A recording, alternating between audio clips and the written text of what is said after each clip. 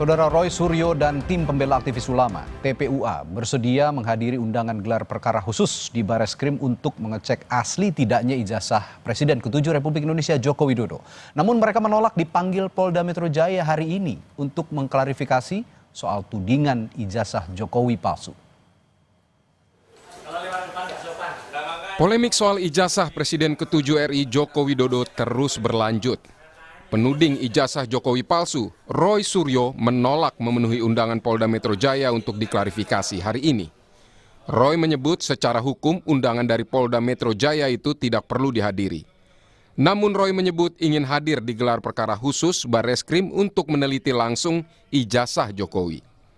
Saya secara pribadi dan insya Allah bersama-sama dengan Pak Rizal Fadilah, Bu Kurnia Triroyani, Dr. Rismon Hasiolan Sianipar, kemudian juga Dr. Tifa dan Pak Prof. Egy Sujana, artinya orang-orang yang diundang besok saat klarifikasi pada hari Rabu di Polda Metro Jaya, kami sebenarnya siap 11.000 triliun %. Ya, kami siap, tapi kami sangat menghormati saran dan nasihat atau advice dari kuasa hukum kami.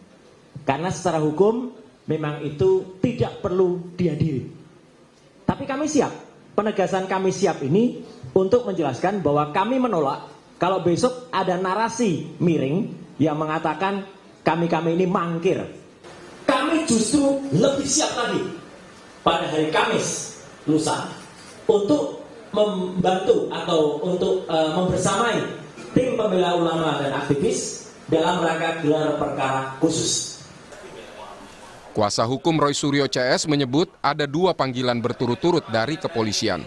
Agenda pertama undangan klarifikasi dari Polda Metro Jaya pada 2 Juli. Kedua, undangan gelar perkara dari Bareskrim Polri pada 3 Juli yang ditujukan kepada tim pembela aktivis dan ulama.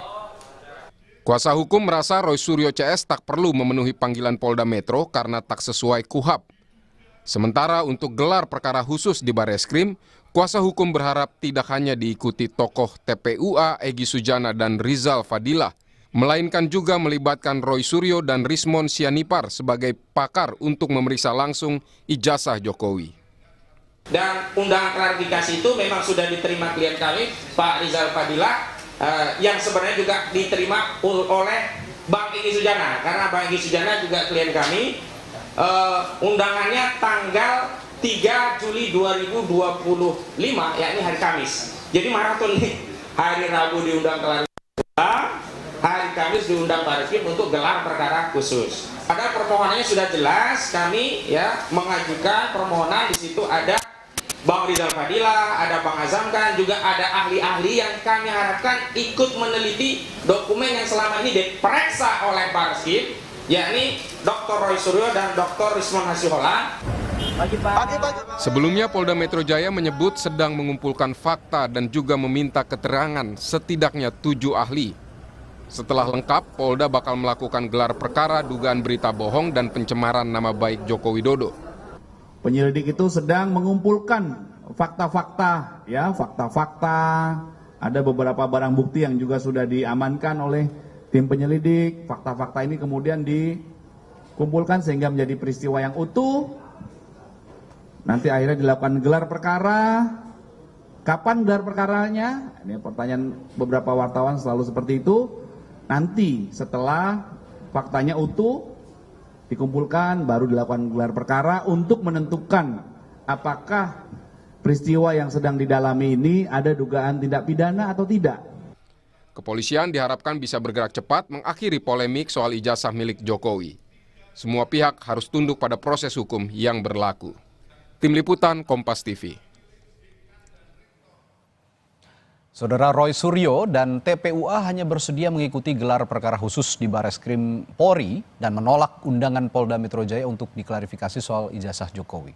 Nah, kita akan bahas soal ini, termasuk soal gelar perkara khusus yang akan digelar Polda Metro Jaya besok bersama Wakil Ketua Umum Tim Pembela Aktivis dan Ulama Rizal Fadilah dan juga anggota Komisi Kepolisian Nasional Kompolnas Republik Indonesia Muhammad Khairul Anam. Assalamualaikum, selamat malam Bapak-Bapak.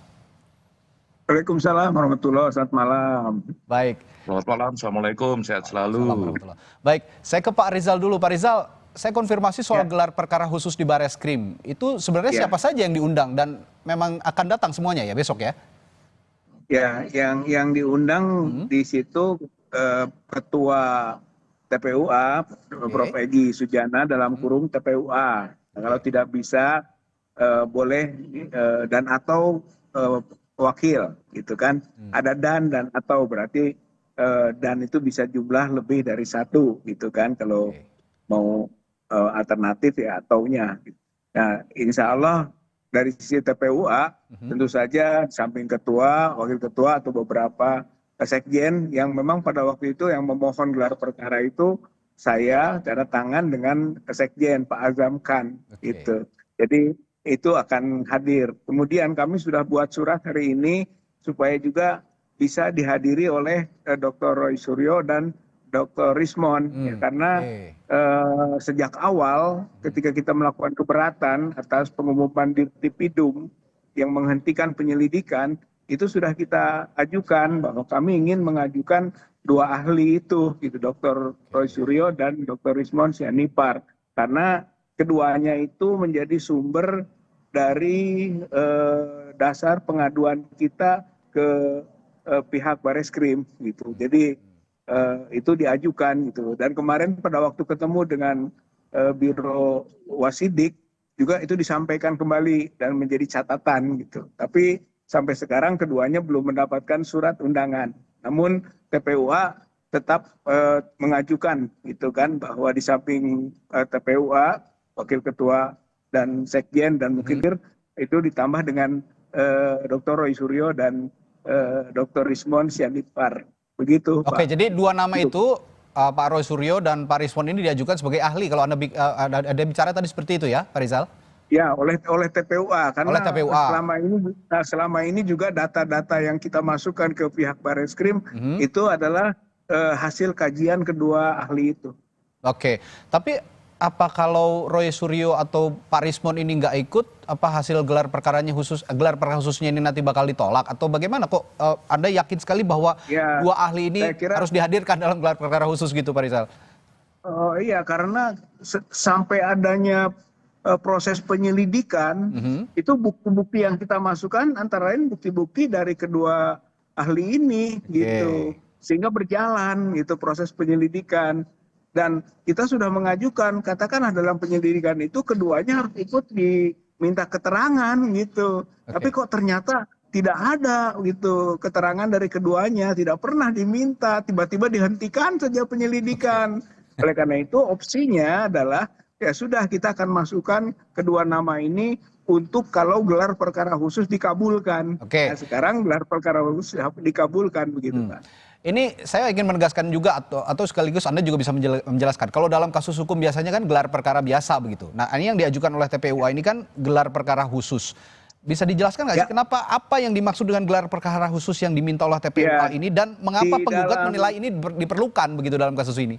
Ya, karena di dalam Perkapolri ya 6 tahun 2019 itu disebutkan kalau misalnya pihak ada yang berkeberatan, bahkan di situ kalau kasus itu menjadi perhatian umum, itu boleh diajukan gelar perkara khusus gitu, di samping gelar perkara yang sudah dilakukan gitu. Dan kita melihat bahwa gelar perkara yang kemarin itu tidak tuntas dan tidak lengkap. Bahkan kenapa ada gelar perkara, pihak pelapor atau pengadu itu tidak diundang gitu. Jadi memang kalau kemarin diundang mungkin berbeda gitu. Kita tidak diundang, tidak dimintakan pendapatnya. Oke, kalau gitu saya tanya ke Mas Anam, betul tidak tuntas, Mas Anam? Begini posisinya, kan ini kan ada dua hal nih, satu gelar perkara khusus, satunya undangan klarifikasi ke Polda Metro Jaya. Nah, soal undangan klarifikasi ke Polda Metro Jaya, mau datang nggak datang itu adalah hak ya, haknya yang diundang ya untuk melakukan klarifikasi. Cuman biasanya kalau tidak datang artinya kesempatan untuk memberikan penjelasan, pembelaan, pembuktian atau apapun ya jadinya berkurang gitu ya, walaupun tidak hanya ketika klarifikasi, nanti ketika gelar perkara juga bisa disampaikan juga. Tapi kesempatan untuk lebih komprehensif jadi berkurang. Itu itu sisi kerugiannya. Tapi ini kan soal strategi ya, tapi ini sekali lagi ini soal hak. Jadi ya monggo aja antara datang tidak datang, ya tidak mempengaruhi apapun kecuali memang kesempatan untuk menjelaskan secara komprehensif, ya itu jadi berkurang. Nah, kalau soal gelar perkara khusus ya seperti yang tadi diungkapkan, gelar perkara khusus itu bisa dimintakan oleh pelapor ya, karena menganggap bahwa ini kurang lengkap dan sebagainya, boleh dan tidak apa-apa. Dan menurut saya gelar perkara khusus ini jadi sangat penting biar pendekatannya jauh lebih komprehensif. Nah, pertanyaan kedua, apakah boleh membawa ahli? Saya kira juga boleh gitu. Dan gelar perkara khusus ini sebenarnya bukan sesuatu yang tidak pernah terjadi, ini sering terjadi juga, enggak apa-apa. Jadi semakin komprehensif pihak-pihak yang hadir di situ, semakin bagus prosesnya. Jadi penting untuk gitu. Mas Anam, tadi kan kalau Pak Rizal bilang ada yang belum tuntas begitu dalam gelar perkara sebelumnya. Kalau gitu saya mau tanya juga, bagaimana Kompolnas mengevaluasi proses penyelidikan Bareskrim yang telah memeriksa 99 saksi dan 7 dokumen pembanding dalam kasus ini? Kalau kami sih sederhana saja, kita cek dari awal sampai akhir ya. Tapi apapun itu haknya para pihak lah ya, terlapor, pelapor untuk meminta gelar perkara khusus itu soal yang lain. Mau dikatakan tuntas, mau belum lengkap, mau apapun yaitu memang haknya dan memang sudah diatur. Oleh karenanya kita harus hormati itu dan kami setuju ya Bareskrim menggelar gelar perkara khusus dan kami memang meminta untuk menghadirkan para pihak secara lengkap, termasuk kalau ada ahli yang mau dihadirkan monggo saja, itu yang pertama. Yang kedua, gelar perkara khusus itu juga harus mengundang pengawas ya, termasuk kami pengawas eksternal. Kami cek, kami katanya juga mendapat undangan ya, saya nggak lihat langsung undangannya karena saya lagi di Bangka Belitung. Nah, menurut saya inilah gelar perkara khusus itu titik akhir ketika semua orang memang dikasih kesempatan untuk menunjukkan posisi pembuktian, posisi argumentasi keahlian dan lain sebagainya. Sehingga pasca itu ya harus dihormati secara bersama-sama. Dan itu kan diceknya tidak hanya soal substansi, tapi juga soal bagaimana proses penegakan hukum itu berjalan. Dan saya kira ini langkah yang baik ya, ada gelar perkara khusus. Nah, dalam gelar perkara khusus ini mungkin semua kalau yang awam belum terlalu paham dan belum tahu begitu, apakah ini nanti sama dengan gelar perkara sebelumnya atau ada yang lain dari yang sebelumnya? Apakah nanti juga dokumen akan dipampang semua, digelar semua, dilihat semua oleh semua yang berkepentingan, dan yang terlebih lagi apakah bisa juga disaksikan oleh publik secara langsung? Prinsip utamanya adalah di gelar perkara mau khusus maupun biasa adalah semua proses itu dipaparkan, semua hasil dari proses dipaparkan baru dinilai. Nah, bedanya kalau gelar perkara khusus salah satunya adalah ada permintaan dari para pihak. Kalau di sini ada pihak pelapor yang mengatakan bahwa ini kurang lengkap, ini kurang tuntas, boleh itu. Boleh untuk dimintakan kembali gitu, sehingga punya kesempatan untuk memberikan penjelasan kepada peserta gelar sebenarnya apa yang belum, apa yang sudah, atau apa argumentasi yang belum digunakan, apa yang sudah digunakan. Itu saja sebenarnya. Pak Rizal, kalau kemarin kan Bung Roy Suryo tuh mengatakan bahwa hari ini sebenarnya kan diundang oleh Polda juga ya untuk klarifikasi begitu. Nah, tapi menolak untuk hadir. Kemarin alasannya kalau Pak Roy Suryo ini secara hukum tidak diperlukan untuk hadir. Tapi saya ingin tanya juga dari Pak Rizal pandangannya, menolak undangan dari Polda hari ini kenapa sih kira-kira? Ya, sebagaimana tadi disampaikan Pak Khairul Anam, saya kira itu gambaran tentang satu hak ya, hak untuk bisa hadir atau tidak dengan segala konsekuensinya bagi kepentingan pemahaman tentu saja. Tapi penolakan itu adalah karena memang ini kebetulan yang poin utamanya hari besok adalah gelar perkara khusus yang menyangkut tentang bisa diuji dokumen Joko Widodo itu ijazahnya, sehingga menurut saya atau menurut kami juga itu lebih penting dulu gitu. Oke. Sementara yang disebut pelaporan di Polda itu derivat gitu, itu ikutan gitu, soal pencemaran, soal Ya.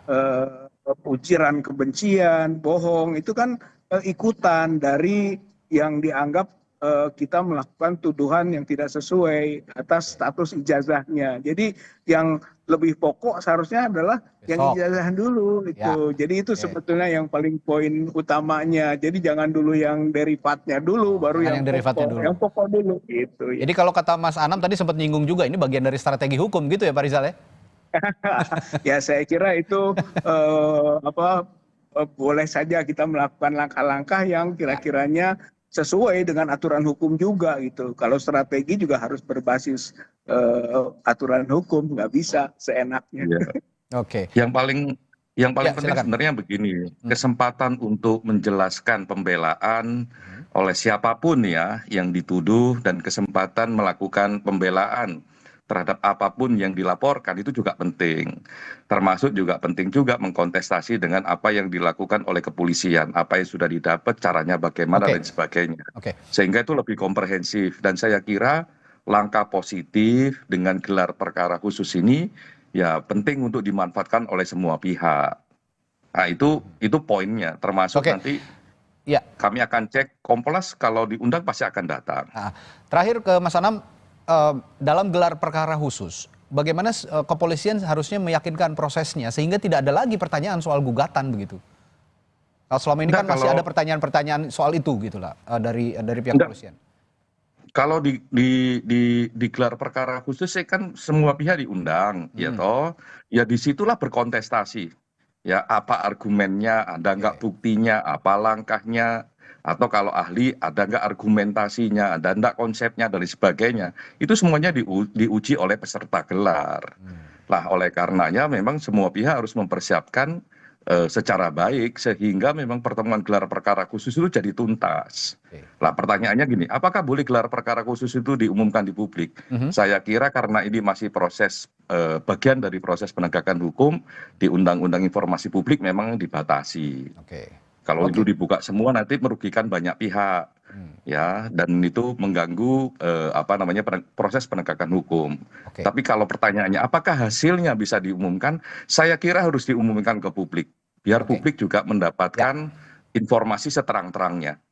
Dan yang pasti prosesnya tidak ada yang terlewat seperti tuntutan yang diinginkan oleh teman-teman dari TPUA begitu ya, Mas Anam ya? Iya, kalau gelar perkara khusus saya kira sudah tidak ada lagi ini nggak dilibatkan, ini belum disampaikan, nggak bisa begitu. Kesempatan emasnya itu di situ. Kesempatan emasnya di situ. Baik, kita nantikan besok ada gelar perkara khusus dan nanti mudah-mudahan hasilnya juga bisa diterima oleh semua pihak dan bisa menuntaskan kasus ini secara terang-benderang dan tuntas begitu ya. Baik, terima kasih Wakil Ketua Umum Tim Pembela Aktivis dan Ulama Rizal Fadilah dan sama-sama Pak Khairul Anam. Selamat malam, assalamualaikum. Sama-sama. Terima kasih banyak.